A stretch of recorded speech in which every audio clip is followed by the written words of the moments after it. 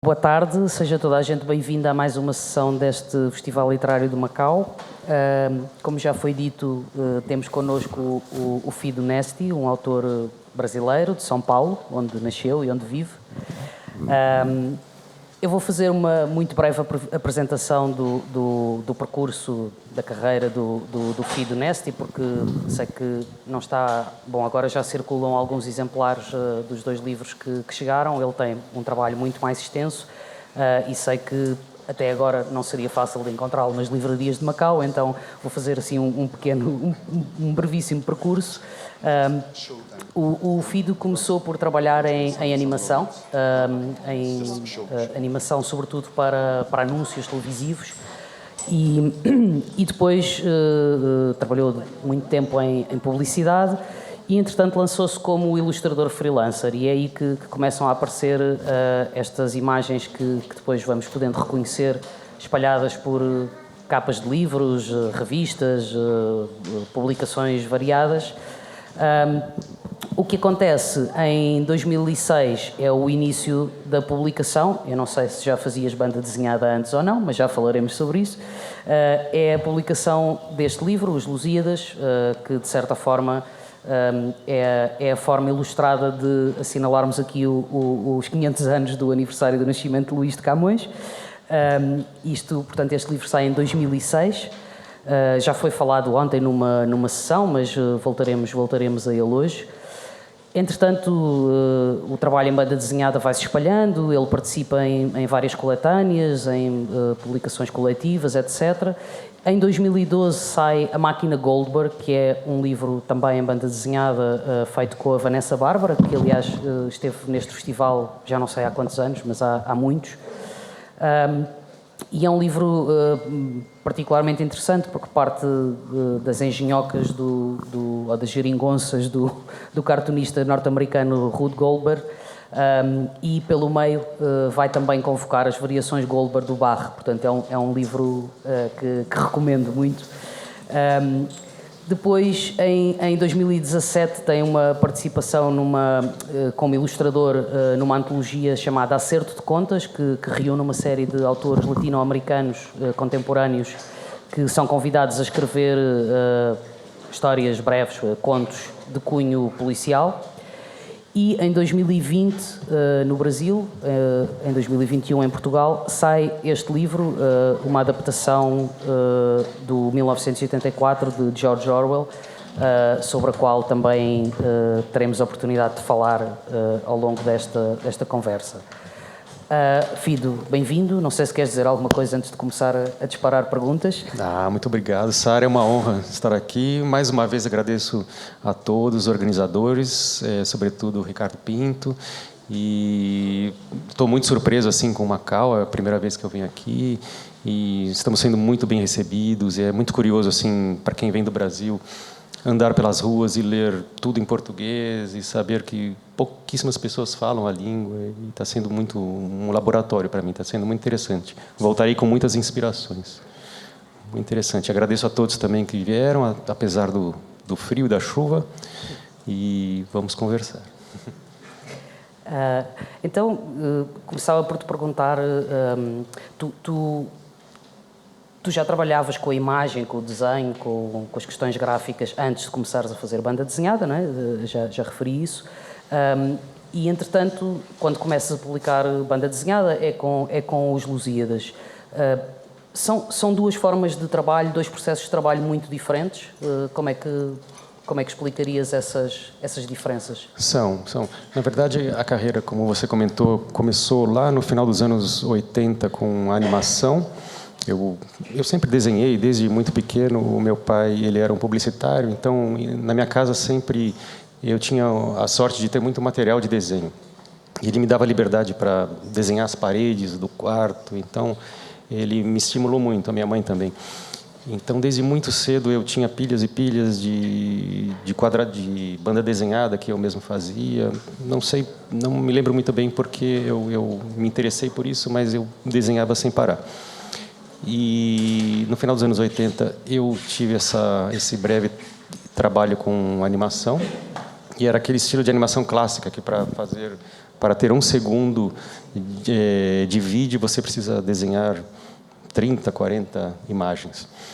Logo percebi que aquilo não era para mim e parti para desenho de publicações editoriais, de revistas.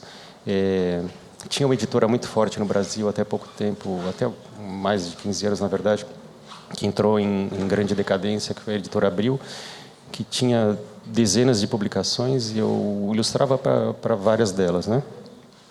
Entraram em crise e o número enxugou muito e acabei migrando mais para o mercado de ilustrar livros, assim, capas de livros, ilustrar o miolo de livros. Foi uma transição interessante, eu achei. Paralelo, teve a banda desenhada também. Um pouco antes dos Lusíadas, apareceram alguns trabalhos de banda desenhada, mas em revistas assim de banda desenhada. E em 2006 apareceu o convite, que começou a abrir várias portas para outros projetos. Teve a Máquina de Goldberg e, finalmente, o 1984. São trabalhos distintos, assim. Cada trabalho pede uma técnica diferente, uma inspiração diferente. Eu trabalho também para jornal, então é um trabalho muito corrido. É uma vez por mês, na Folha de São Paulo, numa sessão chamada Opinião. Então, eu fico ali esperando, na sexta-feira, o texto. Quando eu recebo, eu tenho mais ou menos umas 3, 4 horas para ter a ideia. E eu trabalho sempre tudo à mão, né? Primeiro com lápis, depois com nanquim, e volta e meia coloco a cor no computador. Então, eu tenho essas 4 horas. É um exercício muito bom assim para você sintetizar uma ideia, um texto todo numa imagem. Isso é muito curioso. Então, cada trabalho tem um processo diferente, você respira mais, respira menos e segue adiante. Mas com a banda desenhada precisas de um fôlego diferente, não é? Porque já não estamos a falar de criar só uma imagem para responder a um texto ou para iluminar uma parte específica de um texto. Estamos a falar de criar uma narrativa que toda ela depende da ligação entre o texto e a imagem. E aí como é que... É sempre muito difícil não perguntar, mas imagino que para os autores seja difícil responder a esta coisa de como é que é o seu processo de trabalho. Sim. Mas se conseguir explicar um pouco, acho que seria interessante. Sim, sim. Eu costumo falar que é um trabalho hercúleo, porque ele demanda muito tempo. Primeiro começa com a leitura, no caso desses 2 livros que são adaptações, começa com a leitura dos originais, leituras e releituras e anotações. E eu costumo colocar no meu escritório uma cortiça, um painel, onde eu anoto as etapas que eu tenho que fazer. Então, portanto, já não pintas na parede? Já não pinto mais na parede, tenho esse cuidado. Uso a cortiça. Então, após essas várias releituras, na verdade, é muito intuitivo. Eu leio e releio, faço primeiro pequenos storyboards, assim, uns rascunhos, garatujas, bem simples, mas já imaginando como vai tomar forma os quadradinhos na página. E eu sempre penso em duplas, assim, você abre o livro e vê uma página dupla e gosto de resolver aqui o começo, aqui o fim, mesmo que o texto, claro, ele não vai terminar aqui, vai continuar na próxima página, mas de alguma maneira eu gosto de pensar sempre uma página dupla sendo resolvida. E você vai ter um formato X, um formato Y, isso tudo é muito intuitivo, mas e leva tempo, claro. Às vezes eu volto atrás, mudo de ideia, e cada trabalho é diferente, assim. Depois vou mostrar imagens, até mostrando as etapas. Sim, queres ir pondo as imagens a circular enquanto falamos e depois, sim, se quiseres parar numa em particular... Café das Lusíadas. Porque assim, quem não conhece pode ir vendo. Essa é uma página de abertura do capítulo do Gigante Adamastor. Sim, essa é a dos Lusíadas, né, que algumas pessoas têm aí. Tu ontem contaste contaste um pouco como é que foi o processo de fazer esse livro e como é que selecionaste esses episódios, porque eram os que te faziam mais sentido e que de certa forma ajudavam a estruturar a história. Eu hoje gostava de perguntar como é que foi esse processo de trazer para os teus Lusíadas um certo lado humorístico que, na verdade, acontece sem tu nunca mexeres no texto original. Sim, porque o texto é sempre o texto de Luís de Camões. Sim. Com exceção de quando o próprio Camões aparece como personagem, não é? Porque aí, exato. E como é que foi esse trabalho de injetar humor nessa parte? Foi essa questão, justamente de aparecer o Camões, que eu acho que eu resolvi conseguir inserir essa parte do humor. Porque o texto é aquele texto clássico, ele é o original, então, para uma criança de 13 anos, pode parecer um pouco intimidador. E como eu falei ontem, ele serve como um objeto de estudo. Eu acho que precisa ter um professor para poder explicar o que significa ali a invocação, todas as etapas, né? E inserir o Camões falando com o leitor diretamente, fazendo a ponte entre um canto e outro, foi uma maneira de suavizar e ter esse contato com o leitor, né? Mas na verdade tu depois tens pranchas, eu não sei se vai ali aparecer, mas eu acho que consigo. Há uma prancha em que são duas, na verdade. Para quem tiver o livro é página 30 e 31. Está ali? Não trouxeste estas? Não tem. Eu vou mostrar assim só para tentar ilustrar o que é que vou... Aliás, eu gostaria de passar de mãos em mãos o livro para enquanto a gente conversa. Assim, quem ainda não conheceu pode folhear. Por exemplo, nestas duas pranchas, cá está o texto que aparece, quer em cima, quer nos balões de fala, é o texto de Camões, é o texto dos Lusíadas. Sim. Mas tem algumas onomatopeias. Sim, há umas onomatopeias que não estão nos Lusíadas, não é? Mas há aqui um contraste muito interessante porque o humor aqui está do lado da imagem, não é? O texto está intocado, ninguém pode dizer que se mexeu no original de Camões, mas depois temos a outra camada que é a visual, onde o humor ganha uma vida muito, muito própria. Verdade, eu tomei certas liberdades de imaginar durante o texto, por exemplo, no canto do Gigante Adamastor, o Vasco da Gama e toda a sua equipe, com a nau e todos eles entram dentro do corpo do Adamastor, meio como em Moby Dick. Então, fui imaginando essas loucuras, tomei essa liberdade. O texto é o próprio, mas as imagens você vão ver coisas bem diferentes. Ali naquela imagem junto com os Lusíadas saiu um livretinho com sonetos de Camões, mas logo se esgotou, uma tiragem pequena. Vendia-se juntamente com o livro, é isso? Então essa é uma das imagens dos sonetos. Portanto, eu isso não sabia. Portanto, tu selecionaste, foste tu que selecionaste os sonetos? Não. Isso foi uma organizadora, uma estudiosa, Nelly Novaes Coelho. Ela que organizou. E tu ilustraste? Sim. Ok. Aqui já é outro assunto. Eu não sei se já quer passar para outro assunto. Bom, podemos. Na verdade, eu ia falar da máquina Goldberg, mas podemos saltar para... Eu não consigo ver bem por causa da luz. É da New Yorker, já estou a ver. Tenho ali um reflexo. Mas se queres dizer algo sobre aquela página, avança. Esse é um compilado de ilustrações que eu fiz para a revista New Yorker ao longo de 10 anos, sempre para a seção de cultura.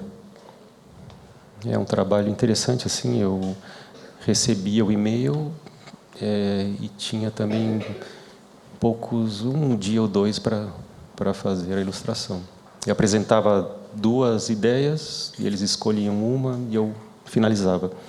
Portanto, apesar de teres mais tempo, continua a ser um trabalho de pressão, não é? Tens de dar uma resposta muito rápida. Sim, verdade. E estudar sobre o assunto, geralmente sobre artistas que eu não tinha muito, não conhecia muito. Tem um artista português, o Zambujo, Antônio Zambujo, sim. ali à direita, acima, sim. tocando violão, sim.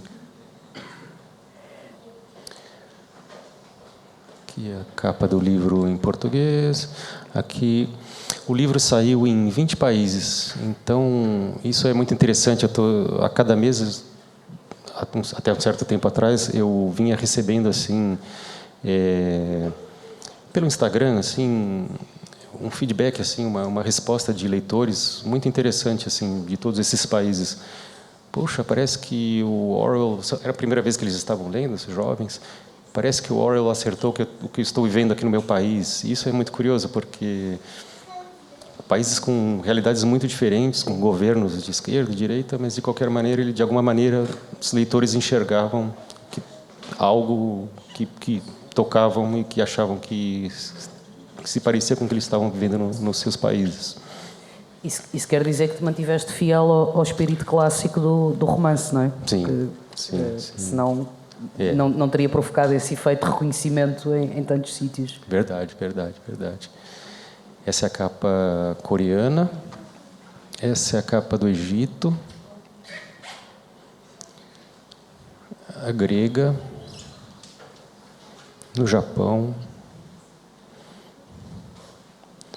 Essa é da Polônia.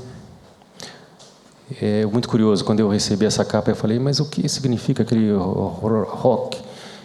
Eu não sabia. Para fazer sentido para eles o número, o ano, precisa ter escrito ali, ano 1980. Rock. Okay. Essa é a russa.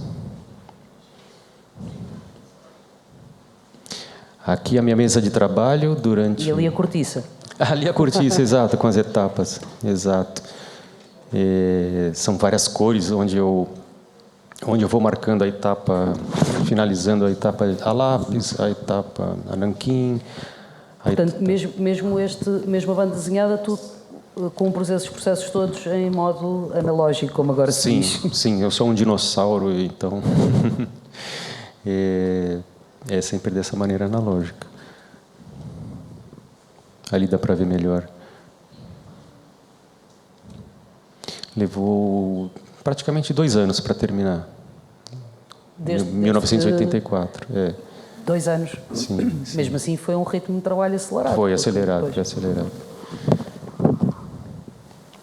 Aqui dá para ver um pouco as etapas. À esquerda, o lápis. No centro, o nanquim. Tem o nanquim, o preto, e tem um nanquim ali mesmo no centro. Você enxerga um cinza, que é o nanquim aguado. Nanquim, tinta da China. Só para tinta, caso alguém não faz sentido. Sim. Não faz, mas tinta da China. Não... Sim. Tinta da China aguada também e finalmente ali colorizado no computador. Aqui também é a mesma coisa.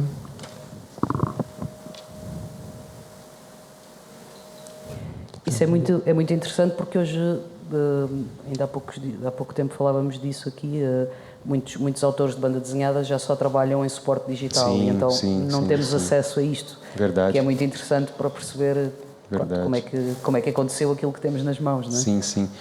Eu acho que é válido. Na forma digital tem uma praticidade incrível. Você não precisa escanear, apagar o lápis para depois que você passa a tinta da China. Só tem uma desvantagem: você nunca vai ter um original num papel, mas é muito prático.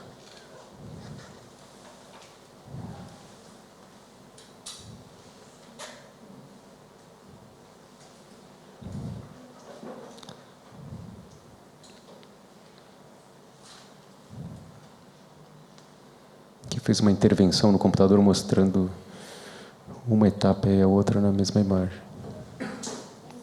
Aqui é uma mesa de luz, onde eu costumo usar para trabalhar.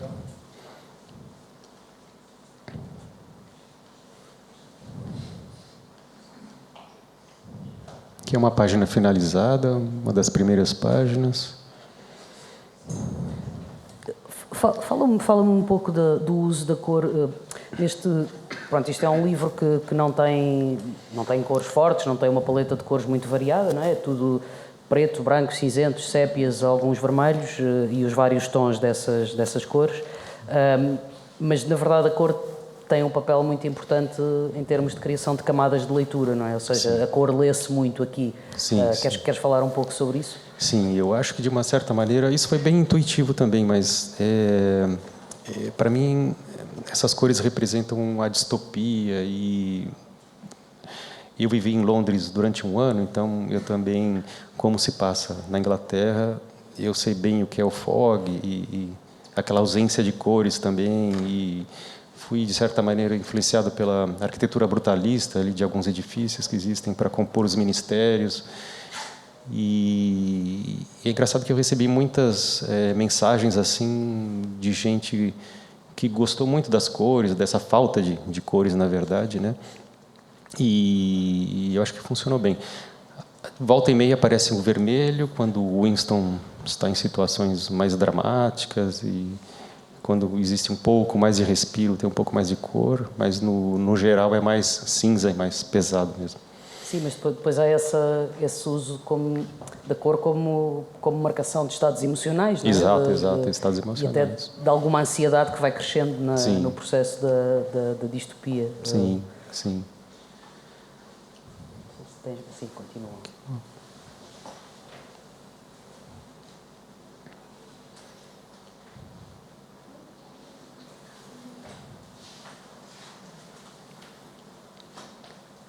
Esse foi um pôster que eu montei para a editora no Brasil. Esse virou um ímã de geladeira, um pequenino ímã. Eles lançaram uns brindes na primeira edição. Esse outro pôster. E este é o livro que isto sai em 2020 no Brasil, 2020. Não é? E é o livro que depois com que tu ganhas o Eisner. Ah, sim. E é nesse mesmo ano ou é já no ano seguinte? Foi lançado nos Estados Unidos no ano seguinte. No ano seguinte. Sim, e o prêmio foi em 2022. Pronto, na verdade eu podia ter dito isso na introdução, teria sido simpático da minha parte, mas peço desculpa, esqueci-me, mas para quem não saiba, para quem não esteja dentro do universo da banda desenhada, os prémios Eisner são, pronto, isto é uma daquelas frases feitas, mas são os Oscars da banda desenhada, digamos assim, ou seja, é o prémio a nível mundial com maior relevância, e este livro do Fido, a partir do Orwell, ganhou esse prémio em 2021. A Tatiana, que ali está, que é minha esposa, e na verdade, além de musa inspiradora, coitada, ela tem que ser fotógrafa minha também. Eu gosto muito de usar ângulos diferentes para compor as cenas, e muitas vezes eu era o próprio Winston Smith. E esse é um dos exemplos, eu sentado ali, a Tatiana tirou a foto de cima e eu usei para... Portanto, a foto serviu como modelo para... Sim. Não, pensei que tinhas feito o oposto, ou seja, que tinhas feito uma composição não, depois para te colocares dentro do livro. Não. Essa imagem não está dessa maneira no livro. Eu só mostro ali como eu posei e só o desenho que saiu no livro. Mas é um exemplo e várias páginas tem... aconteceu isso. Eu servi de modelo e acabei usando como inspiração. Aqui um pouco das referências que eu usei para o desenho. Foi um trabalho de enorme pesquisa, imagino. De pesquisa, muito. Não só histórica, grande. mas também iconográfica. Sim. Grande pesquisa. Ali, como eu estava falando, um exemplo de arquitetura brutalista, de um lugar em Londres, acho que um pouco afastado de Londres, mas que ainda existe. Eu me inspirei nele para fazer ali os ministérios. Isso aqui já é outro assunto. Mas podemos seguir as imagens. Aqui já é o trabalho de ilustração de capas. Exato. Tu és daqueles capistas que leem o livro atentamente e tentam entrar naquele universo? Sempre leio o livro de cabo a rabo para poder sintetizar de melhor maneira para fazer a capa. E tens algum espaço para escolher os livros cujas capas vais fazer ou não? Não posso escolher, infelizmente. Mas e se pudesses já agora, que capas gostavas de fazer? Talvez algo de Carlos Drummond de Andrade, alguns clássicos. Eu gosto de clássicos. Esse é um clássico em inglês. E, de certa maneira, eu acabei incluindo ali uma linguagem de banda desenhada, né? Sim, o traço a separação dos quadradinhos. Eles acabaram me chamando para fazer a coleção toda da Jane Austen. Esse é apenas uma. Tem algumas outras. Essa é a capa de um livro de contos, uma compilação de contos russos. alguns muito antigos e clássicos, outros mais modernos. Este exercício é próximo da ilustração editorial, ou seja, criares uma imagem, no caso da ilustração editorial, que vai ilustrar um texto, mas aqui é uma espécie de porta de entrada para o livro, não é? Nós sabemos que a capa, apesar de toda a gente dizer que não julga um livro pela capa, mas Sim. A capa tem um papel importante na nossa relação com o livro. Sim. É um processo muito semelhante ou nem tanto? É semelhante. Eu acho que difere um pouquinho porque o livro tem ali uma história, pode ser uma história única, bem mais comprida que um artigo de revista, ou pode ser uma compilação de contos, então você vai ter que escolher ou uma imagem de um dos contos, ou algo que lembre tudo. Difere, acho que nisso, assim, mas é isso, é sempre você ler o texto todo e tentar sintetizar de alguma maneira, pegar a alma do negócio. E as editoras, isto no caso dos livros, interferem muito, ou seja, já aconteceu dizerem-te, por exemplo, esta ilustração não pode ser para a capa porque não vai vender ou alguma coisa desse género? É muito difícil. Ultimamente eu acho que tenho acertado e não tem muito. No começo da carreira acontecia mais. Assim, agora já entraste no... Acho que eu peguei o jeito. Essa é uma capa de um CD. Essa é uma ilustração para o jornal Folha de São Paulo, que eu já trabalho, eu perdi a conta, mas acho que há mais de 20 anos que eu já trabalho para o jornal Folha de São Paulo. Desculpe. Essa é um dos exemplos. Não me recordo agora sobre o que era a matéria. Algo sobre aposentadoria. Portanto, são estes que tu fazes em 3 ou 4 horas? Não exatamente esses. Estes foram feitos, na verdade, para um artigo apenas online. Então, por isso que as cores mais fortes também. Esse sim saiu no jornal impresso. Na época que o Trump ele estava pensando em fazer um muro da fronteira com o México, assim, então por isso tem ali aquela coroa em formato meio de muro. Aqui também para Folha de São Paulo. Esse também. Esse também.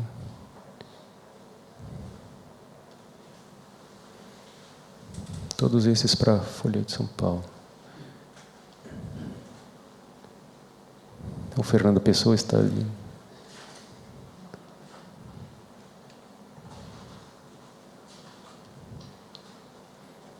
Esse também é um caderno ali de cultura do jornal. Também. Essa é a capa do... Então, chegamos à máquina Goldberg. Pronto, já há pouco... Bem, não resumi, mas dei assim uma espécie de ideia de aperitivo do que é este livro. Aqui tu mantens, de algum modo, aqui na máquina Goldberg, estou a olhar para o 1984, não tem nada a ver, mantens de algum modo este registro de humor que não sei muito bem como classificar, vamos chamar-lhe sofisticado, na medida em que não é aquele humor que apela a uma gargalhada muito fácil, não é? Mas há ali traços de ironia, às vezes de sarcasmo. Nesse livro em particular tu trabalhaste com uma escritora, mas és tu que fazes o argumento, o roteiro, ou foi ela? Foi na maior parte dela. Eu dei algumas ideias, porque algumas coisas iriam funcionar ou não graficamente, então eu dei ali os meus pitacos, mas na maior parte foi o texto dela também. E esse processo de trabalhar com alguém que não desenha, que não tem facilidade em pensar do ponto de vista visual e em organizar uma narrativa em momentos visuais que possam funcionar e dar continuidade, isso é muito difícil. Há autores de banda desenhada que às vezes se queixam disso.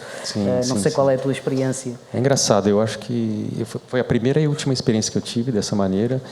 E então ela me deixou muito livre assim e sempre foi aprovando tudo, foi bem tranquilo. É engraçado, eu vejo, talvez na Europa principalmente, que trabalham muito em duplas, né? Sim. Roteiro e desenho. Eu sou muito solitário, eu trabalho geralmente sozinho. No momento estou fazendo uma história minha agora, finalmente 100% minha, não é nenhuma adaptação. E já está meio que na metade do caminho. Ano que vem vai sair. E queres falar sobre ela ou é aquele momento do não queres falar porque ainda estás a... Não sei se eu posso falar no meu editor, não. Ok, não, ok, é um certo. pouco segredo, mas posso adiantar que se passa em São Paulo, na década de 70, e no bairro da Liberdade, que é um lugar onde existe a maior comunidade do Japão, fora do Japão. Então, e hoje, na verdade, não é só formada de japoneses, também chineses e coreanos. Então, aqui está sendo um exercício muito bom para colher material até para terminar certas partes. Tens mais imagens da máquina Gulliver? Ou... Infelizmente não tem. É só capa. Então, mas seguimos com as imagens. Essa é a imagem de um livro do Monteiro Lobato, um escritor brasileiro já da década... Esse livro acho que é da década de 50, se não me engano. E eu ilustrei esse livro. Aqui foi para uma revista da Livraria Cultura. Acho que acabou. É isso. Ok. Eu devia ter um relógio aqui, não é? Não tenho nenhuma noção do tempo, mas ainda não está ninguém a gesticular, portanto acho que está tudo bem. Ok. Uma das coisas que me parece que caracteriza o teu trabalho, se juntarmos isto tudo, banda desenhada, ilustração editorial, capas de livros, de CDs, seja o que for, é que tu tens um traço muito versátil, ou seja, um olhar treinado poderá reconhecer determinadas características, mas na verdade são registros visuais muito diferentes, não é? Se nós pusermos, só para usarmos os dois que estão aqui disponíveis, se pusermos os Lusíadas ao lado do 1984, percebemos que não há uma linha clara muito mais vincada, não é? No outro não, o trabalho da cor é muito diferente e o traço, na verdade, é muito distinto. Isso é uma coisa que acontece naturalmente ou é natural? Faz um esforço muito grande para mudar de registro? Eu gosto de variar, não gosto de ficar sempre seguindo a mesma linha, até para não ficar aborrecido. Mas no caso das duas publicações, foi uma questão da evolução do traço também, porque os Lusíadas têm quase 20 anos e, naturalmente, o traço foi evoluindo, então ficou diferente. Este meu próximo trabalho já vai ter outra cara também, um pouco diferente. E, como vocês viram nessas imagens também, ele vai variando muito, assim. Além de que cada trabalho pede, eu acho que um traço um pouco diferente, eu gosto de variar mesmo, para não ficar sempre com a mesma cara. De qualquer maneira, sempre as pessoas falam, eu vi, tenho certeza que o trabalho é seu, eu bato o olho, eu sei que é seu trabalho. De qualquer maneira, eles são diferentes, mas as pessoas identificam de alguma maneira. Sim, haverá elementos que são reconhecíveis, mas, sim. Mas isso é uma coisa que nasce, pronto, isto é aquela curiosidade de querer perceber como é que nascem as obras de banda desenhada ou as próprias imagens. Tu começas a desenhar sem saber muito bem o que vais fazer e de repente percebes que há ali um traço que se adequa ao que tu queres, é isso? Sim.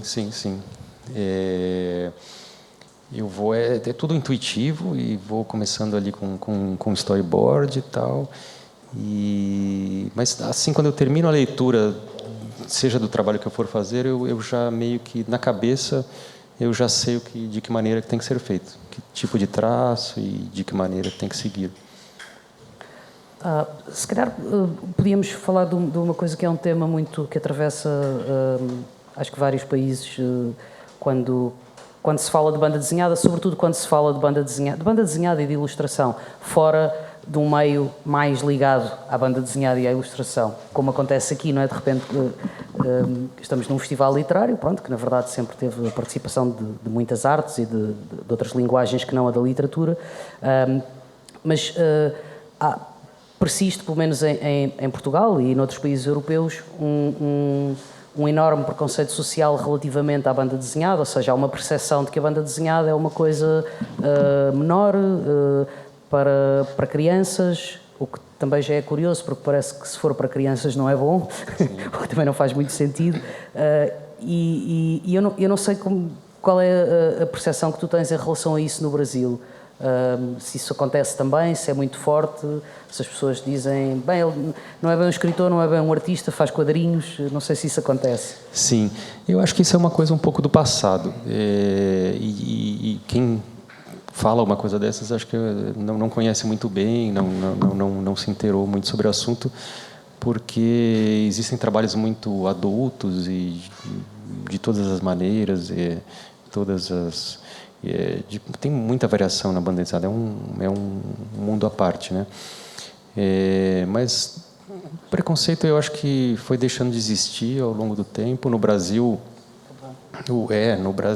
de um tempo para cá, talvez de 20 anos para cá, o mercado de banda desenhada cresceu muito, o número de editoras saltou assim enormemente, tem muita coisa e sendo publicada de fora também. E aos poucos eu vejo que as pessoas que não conheciam vão conhecendo e vão perdendo preconceito. Eu acho que em alguns países talvez ainda isso ocorra, mas eu nem penso muito no assunto porque o negócio é seguir em frente. Bom, é uma boa notícia. Pode ser que em Portugal tenhamos a mesma sorte nos próximos anos e que deixemos de ouvir essas conversas, às vezes até na própria imprensa. Bem,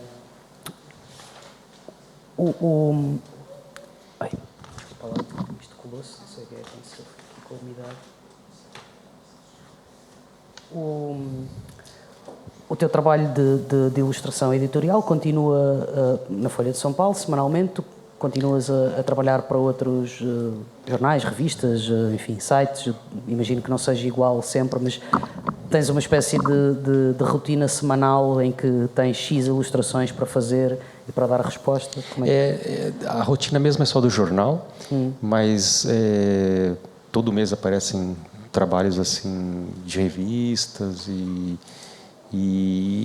no momento assim de tempo para cá eu tenho me dedicado mesmo à banda desenhada. Então eu sigo com esse projeto que eu estou fazendo agora e vou conciliando com o que aparece. Mas é mais assim, é bem esporádico, mas mais como eu te falei, começaram a aparecer trabalhos mais editoriais, mais interessantes e não tão efêmeros assim que são esses das revistas, né? Tens essa noção, pronto, que o que sai nos jornais e nas revistas é muito rápido. Sim. É um exercício interessante de fazer, é válido, mas ele se perde e você nunca mais vê. Quando ele está num livro assim, você tem ali na estante e eu acho muito interessante também.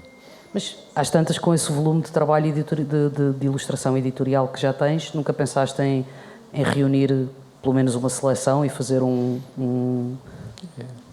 volume, uma antologia com trabalhos editoriais? Até cheguei a pensar. O difícil é sobrar tempo para isso, porque eu estou sempre... Agora, depois desse projeto, eu vou respirar e pensar em algo do tipo, mas aí já engata no próximo e o tempo vai passando e não sobra. Mas em algum dia eu quero fazer, sim. Vai acontecer. Há pouco falavas-me sobre as tuas reações aqui em Macau e as coisas que já tinhas visto, e é a primeira vez que estás cá, e portanto estás a receber tudo assim de uma forma, tudo é diferente e tudo é uma espécie de descoberta. Imaginas-te a fazer alguma coisa a partir daí, dessa informação, dessas imagens, dessas visões todas que estás a recolher nestes dias? No mínimo, eu vou dar uma realçada no trabalho que eu ando fazendo agora, porque tem tudo a ver. O bairro da Liberdade tem muita semelhança, assim, por ter essa população oriental. E são parte de minhas memórias dos anos 70, que eu era criança, que eu já frequentava ali o bairro, mas eu posso dar uma apimentada com mais informações. Por exemplo, por exemplo, nos anos 70 existiam muitos letreiros em japonês dos estabelecimentos.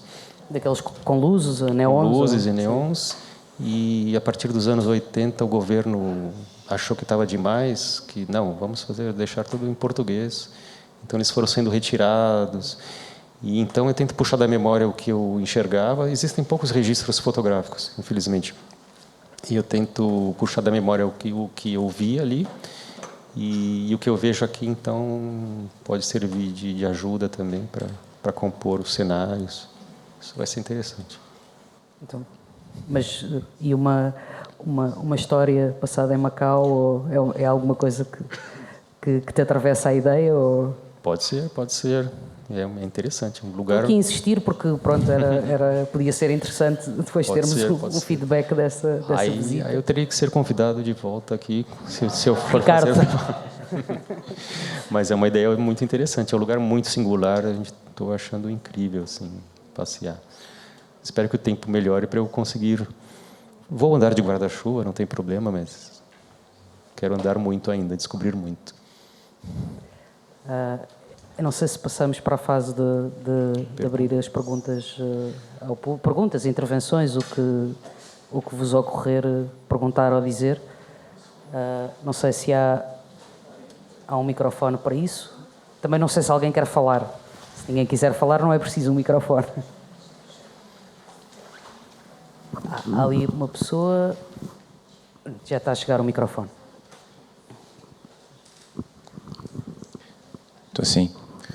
Muito boa tarde e parabéns pelo trabalho, que é muito interessante, que eu não conhecia também, não conhecia o autor, e pronto, foi abordado aqui algumas das metodologias de trabalho, nomeadamente o facto de ser um trabalho inteiramente feito à mão, através de um storyboard, que eu penso que começa num storyboard, não é?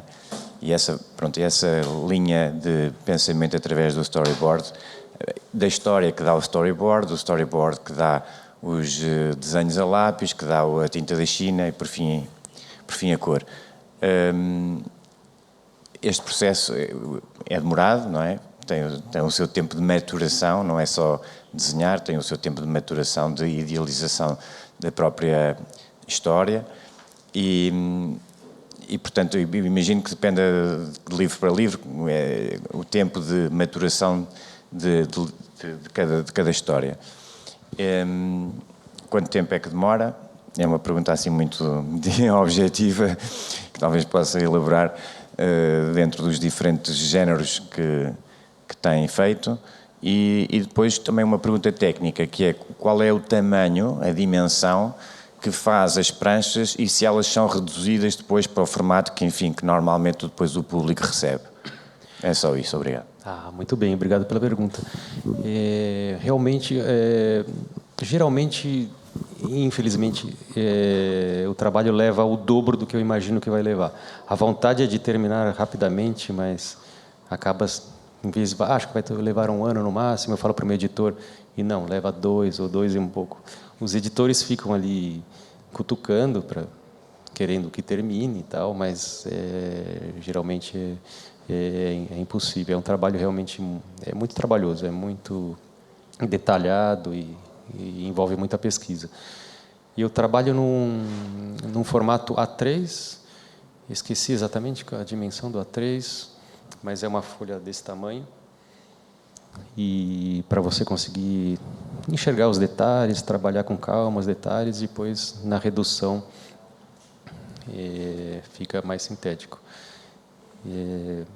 Mas é isso, assim, eu gostaria que tomasse muito menos tempo, né? Eu gostaria de ter já vários títulos publicados, mas é um trabalho muito demorado mesmo. Mais alguém? Posso? Sim. Pronto, eu queria só agradecer primeiro a sua presença, que eu não cheguei a tempo de poder ouvi-lo desde o início, mas estas perguntas que colocou aqui o meu aluno é um dos primeiros alunos que eu tive em Portugal, de arquitetura, de desenho, meu aluno de desenho, em que eu também ensino desenho, mas para a arquitetura, portanto, e também gosto muito de desenhar e praticar isso diariamente. E de facto um desenho de banda desenhada é muito mais sintético, portanto, eu queria saber como é que chega a essa síntese dos seus desenhos, se começa por coisas mais elaboradas e depois acaba por ser coisas que vai sintetizando e vai depurando, não é? Até chegar aos tais bonecos mais síntese. E outra coisa que eu também lhe ia perguntar, que agora por acaso passaram por mim os seus livros, é porquê é que escolhe estas cores pardas? Para dar um ar antigo? Mas é que não é só neste, dos Lusíadas. Já vi que também noutros. Portanto, não há cores fortes. Nós dizemos cores fortes na escala das cores, e estas cores estão muito acinzentadas ou estão muito pardas, como se costuma dizer em linguagem corrente. E porquê é que escolhe essas cores? Essa paleta de cores é sempre tão pouco, ou pelo menos desvanecida, é intencional, porque isso torna também a sua banda desenhada mais, menos infantil. Nós digamos que as coisas mais coloridas nós achamos que é mais para criança, não é? E isto torna isto um bocadinho menos infantil, o facto de não ter essa paleta de cores tão aberrante ou tão aberta. É só isso também. Sim, sobre essa questão das cores, por um lado é justamente isso que você mesmo falou, de tornar menos infantil, e é uma questão assim muito particular, assim, eu fico um pouco incomodado, meus olhos não aguento ver muitas cores fortes, ainda mais num trabalho de banda desenhada em que você vai ter várias páginas ali para seguir, então eu gosto de cores menos saturadas, uma questão assim, é uma escolha muito particular, assim, eu acho que cansa menos os olhos. Sobre a simplicidade, com o passar do tempo, eu fui descobrindo que o mais difícil é o mais simples, né? Quanto menos, o menos é mais. E isso se mostra no meu trabalho também. Lá para trás era mais detalhado, mais rebuscado, e eu estou sempre atrás de buscar uma forma mais simples, resolver a situação com uma quantidade menor de traços. E isso também me atrai muito. Eu vejo trabalhos de outros artistas, que resolvem de forma elegante assim o desenho com uma quantidade mínima de traços, e isso cada vez mais eu tenho gostado mais. Eu tento aplicar no meu trabalho também.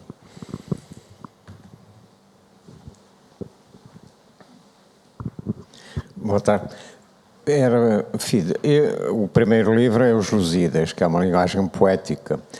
Nunca mais pensou em voltar a outro épico, ou outra história com uma linguagem poética? Isso é um ponto, acabou? É um ponto final? Obrigado pela pergunta, João. Eu sempre tive curiosidade de imaginar Homero, por exemplo, traduzido para a banda desenhada. Mas esses épicos também, eles são tão... um volume de texto é tão enorme que demanda realmente um trabalho hercúleo para você sintetizar. E também tenho visto muitas adaptações sendo feitas. Eu busco sempre atrás de ir a algo que nunca foi feito antes, que foi o caso dessas duas adaptações. Na verdade, os Lusíadas tinham sido adaptados em outros anos 70, 60, Portugal, 70. O 1984 nunca tinha sido adaptado. E acho que mais por essa questão mesmo. Eu gosto de partir de um trabalho do ponto zero, não ter a mente contaminada por ter visto o trabalho de outra pessoa, do mesmo trabalho. Mas esses textos clássicos me interessam muito, sim. Eu sempre, se eu não realizo, pelo menos eu imagino. Sempre que eu estou lendo algo, eu imagino em forma de imagens. Acho que é da natureza do trabalho.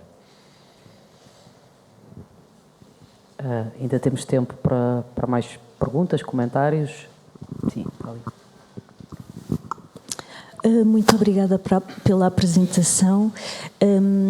Eu acho muito importante este trabalho de fazer um exercício de mediação entre os clássicos e outras formas de expressão, capaz também de captar outros públicos que às vezes oferecem mais resistência à leitura dos clássicos em si. Por isso gostava de lhe dar os parabéns. A segunda coisa que eu gostaria de saber é ignorância minha, talvez, mas interessa-me sobretudo, porque sou historiadora de arte, saber o que é que acontece aos originais dos desenhos destas bandas desenhadas. Gostaria de saber, por exemplo, se há museus que colecionam esses originais e qual é que é o valor, na sua perspectiva, desses desenhos sem o texto adaptado? Portanto, cada desenho individualmente. E talvez ainda gostasse de perguntar se é possível contar estas mesmas histórias sem o texto associado. Obrigada. Boa tarde. Obrigado pelas palavras, obrigado pela pergunta. Eu acho que toda forma de adaptação é válida. Existem até... Eu já vi adaptações de banda desenhada sem texto algum, apenas a imagem, como um filme mudo. E eu acho válido, e quando, de alguma maneira, o autor mantém a essência da obra original, isso funciona muito bem. Quando o autor inventa algo assim da cabeça dele e muda completamente a história do original, já passa a ser não sei se chamaria de adaptação, já se transforma num trabalho totalmente novo, com a cara do autor. Também é válido, claro, se for interessante, não tem problema. No caso das minhas adaptações, eu mantive o texto original dos dois, até para servirem de objeto de estudo, assim. E eu sempre achei que funcionou dessa maneira. Agora, sobre os originais, você pergunta o valor... Eu pergunto se os museus de arte colecionam. Sim. Museus, eu acredito... Eu não tenho muito conhecimento. Eu sei de fãs, seguidores de quadrinhos, fãs de banda desenhada, que existe um mercado que eles vão atrás dos originais, sim. Mas eu ainda não disponibilizei os meus e penso fazer isso no futuro. E preciso entender como isso funciona. Eu, se calhar, posso acrescentar alguma coisa sobre isso, porque eu trabalho com banda desenhada. Há, de facto, alguns museus, alguns grandes museus, o caso do MoMA, por exemplo, em Nova Iorque, que já adquiriu alguns originais de banda desenhada. Eu creio que há museus europeus, eu não sei, há uns anos houve uma enorme exposição no Pompidou, em Paris, e eu creio, mas eu já não sei quem é que comprou as coisas que foram expostas. Creio que foi um museu europeu, mas não sei qual. E depois, fora desse circuito dos museus mais conhecidos, há uma série de outras instituições, também museológicas, como o caso, por exemplo, em França, em Angoulême, o Centro Nacional de Banda Desenhada, CNB, agora já não sei qual é a sigla, mas há um Centro Nacional de Banda Desenhada há muitos anos. Angoulême é uma cidade que nas últimas décadas apostou imenso na banda desenhada, tem um festival anual que é o maior da Europa, onde se vendem direitos, onde se fazem exposições, portanto é uma coisa para o público, mas também para editores, pessoas que vão comprar direitos. E o Museu de Angoulême tem um enorme espólio de originais de banda desenhada de vários autores, sobretudo franco-belgas, porque é também o grande mercado ali, não é? Mas tem alguns de outros sítios, inclusive acho que tem alguns autores portugueses. Em Portugal há um espólio que não é muito grande, mas que está na Biblioteca Municipal da Amadora. A Amadora, uma cidade perto de Lisboa, para quem não conheça, tem investido também muito em ser uma espécie da nossa pequena Angoulême. Pronto, obviamente a uma escala que não tem nada a ver, mas a Biblioteca da Amadora tem um espólio grande, nomeadamente de vários autores, um deles o José Rui, que foi um dos que fez uma adaptação dos Lusíadas há muito tempo. E creio que esses originais também lá estão. Portanto, é uma coisa que já vai acontecendo e que terá começado a acontecer, não sei, eu diria que há 3 décadas. Acho que o grande marco é uma exposição que é feita não é no Louvre, eu peço desculpa, não me lembro, no Museu d'Orsay, eu não sei, houve uma grande exposição no Museu Francês, que não especificamente de banda desenhada, ou seja, era um museu geral, chamemos-lhe assim, e teve uma grande exposição de banda desenhada e a partir daí outros museus de renome começaram a adquirir algumas dessas peças. Pronto, peço desculpa pela explicação detalhada, mas achei que queria mesmo informação. Não, é porque no Brasil não existe nada do tipo, assim, não existe museu que compra os originais. Eu sei que na Europa é uma tradição já maior. Pode ser que passe a acontecer. Vamos torcer, sim. Bom, eu não sei, já os 10 minutos já se devem ter esgotado. Sim, temos tempo para mais, sim. Vá. Eu só acrescentaria relativamente à disponibilidade desses originais, que muitos deles também estão disponíveis em casas de leilões, e algumas dessas casas de leilões, dessas leiloeiras, aliás, estão online e, portanto, qualquer pessoa com algum tempo e com alguma pesquisa pode encontrá-los e às vezes comprar, de facto, ilustrações maravilhosas. Eu estive a entrar e a sair da sala, portanto não sei se eventualmente essa questão foi abordada, mas eu gostava de saber que leituras é que o Fido fez, de banda desenhada em particular, e quais são, enfim, os autores que mais o inspiraram e que recomendaria, enfim, a esta plateia e quem nos vai acompanhando através da internet também, que leituras aconselharia em termos de banda desenhada. Obrigado. Obrigado pela pergunta, Ricardo. Eu sempre fui muito fã do francês Moebius, Jean Giraud, e do americano Crumb também. E ultimamente tenho conhecido trabalhos de novos autores que felizmente estão sendo lançados no Brasil. Ficaram muitas décadas sem ser lançados nada assim estrangeiro no Brasil, então isso é muito bom. Então venho conhecendo nomes novos como Christophe Blain é um francês também, e tem artistas brasileiros incríveis também que precisam ser mais conhecidos, que não têm trabalhos publicados no exterior, a Laerte, o Angeli. Então, esses eu já acompanho há muito tempo também. A Laerte, na verdade, tem pelo menos um livro publicado em Portugal, uma reunião de tiras de histórias curtas. O Angeli, não sei, mas houve uma altura em Portugal que se se importava do Brasil a revista O Chiclete com Banana.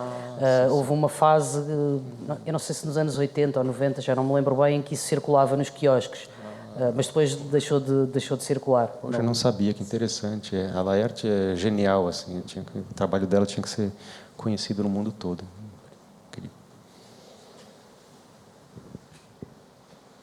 Se ninguém mais quer dizer nada, sim, afinal ainda há ali mais uma.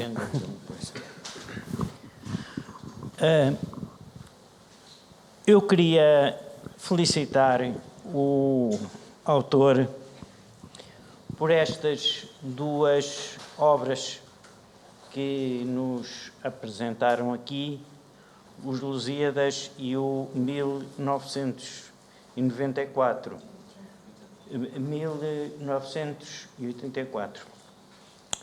Era quase difícil escolher uns temas melhores. Os Lusíadas, como eu sendo um português, diz muito, e acho que também dirá a um brasileiro, porque foi também um dos fundadores do Brasil. Além de que o diz de uma maneira muito bonita, muito clara, muito poética, muito empenhada. A outra obra foi das obras que eu li que mais me impressionou. E, de facto, embora já tenha sido escrita há muito tempo, é cada vez mais atual. Porque nós estamos naquilo que o autor já previa, que era o governo saber tudo aquilo que nós pensamos. Com o reconhecimento facial, com o dinheiro eletrónico, com as portagens eletrónicas, tudo aquilo que nós fazemos começa a ser mapeado, escrutinado e, por bons psicólogos, podem descobrir de facto aquilo que nós pensamos. Portanto, fiquei muito contente por o autor ter escolhido essas obras que nos ajudam, sobretudo, a pensar. Não são obras puramente artísticas, embora tenham a sua parte artística, mas vão direito ao pensamento do que é de facto o homem e daquilo que nós fazemos neste mundo, daquilo que é o nosso futuro. Por isso, o meu muito obrigado. Agradeço muito, muito obrigado. Bom, e vamos ter de encerrar esta sessão. Não sei se queres dizer alguma coisa para fechar, Fido. Não, eu só ia falar, respondendo rapidamente, agradeço pelas suas palavras. No caso do 1984, eu li no ano de 1984, no colégio, eu tinha 13 anos e já levei um grande choque lendo o livro, até para ajudar a perceber a minha realidade ali no Brasil, que ainda estávamos no final da ditadura. E de lá para cá, a ditadura foi-se, outros governos vieram e, como o senhor falou, realmente está, infelizmente, cada vez mais atual, com tudo que acontece, até com a tecnologia que veio. Então, a gente tem que estar sempre atento a esses textos e não pode deixar eles serem esquecidos. Muito obrigado. Obrigado. Fido, obrigada pela tua presença, pela disponibilidade agradeço. e por nos teres trazido esta seleção de trabalhos para ficarmos a conhecer melhor o teu trabalho. Eu que agradeço, Sara. Muito obrigado.